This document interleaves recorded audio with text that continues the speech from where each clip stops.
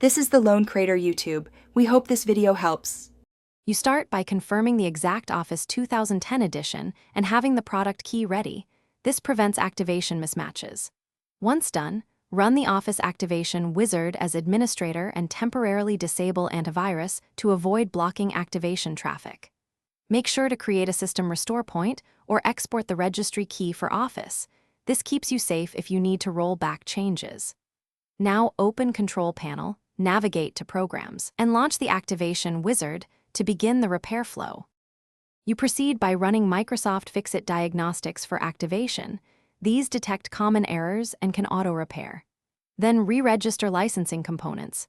Stop the SBP SVC service, run the OSP VBS script to rearm and re-enter the key, and restart the service. This refreshes token state.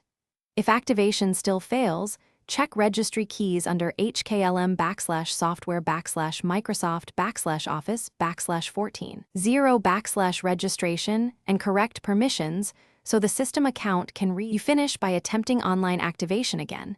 If it still fails, choose Activate by phone and follow the automated prompts. This bypasses network issues. Once activated, run an online repair from Programs and Features to restore missing components. Reinstall Office only if repair doesn't help. Make sure to re-enable antivirus and test Office features. If something goes wrong, record the exact activation error code and service messages, because support uses those to pinpoint remaining causes and provide a